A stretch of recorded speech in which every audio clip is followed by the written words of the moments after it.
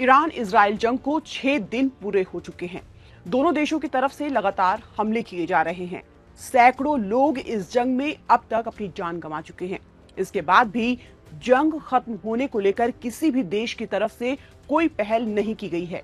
Iran पर America और Israel दोनों ही मिलकर हमले कर रहे हैं, तो वहीं ईरान अकेले ही पलटवार कर रहा है। इस बीच ईरान ने इजराइल को अब तक की सबसे बड़ी धमकी दी है। इसमें कहा गया है कि अगर सत्ता परिवर्तन की कोशिश की जाती है तो ईरान में इजराइल के डिमोना परमाणु साइट पर हमला कर उसे नष्ट कर दिया जाएगा। ईरान की न्यूज एजेंसी ने ईरान के एक सैन्य अधिकारी के हवाले से इसकी जानकारी दी है। ईरानी सैन्य अधिकारी की चेतावनी उस वक्त आई है जब अमेरिका के राष्ट्रपति डोनाल्ड ट्रंप और इजराइल के प्रधानमंत्री बेंजामिन नेतन्याहू ने बार बार सत्ता परिवर्तन को लेकर चेतावनी दी है। हालांकि कुछ अधिकारियों का कहना है कि डोनाल्ड ट्रंप अचानक शर्तें पूरी होने की बात कहकर युद्ध से पीछे भी हट सकते हैं। लेकिन इजराइल के एक सीनियर अधिकारी ने जेरूसलम पोस्ट को बताया है कि ट्रंप इस कदम को पूरी तरह से आगे बढ़ाना चाहते हैं। उन्होंने पहले ही टारगेट मार्क कर लिया है। वो सरकार को बदलना चाहते हैं और उनका कोई इरादा नहीं है कि वो अपनी रफ्तार कम करे।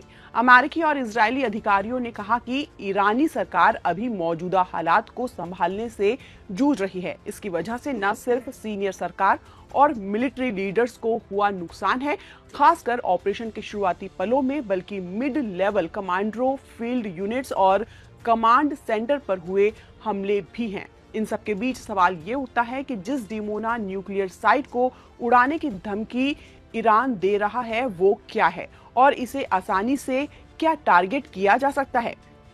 डिमोना न्यूक्लियर साइट को आधिकारिक तौर पर Shimon Peres Negev nuclear research centre कहा जाता है। ये इजराइल के नेगेव रेगिस्तान में मौजूद एक बेहद सीक्रेट न्यूक्लियर रिसर्च सेंटर है।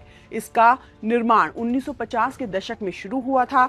इजराइल ने इसे फ्रांस की सीक्रेट तकनीक की मदद से बनाया है।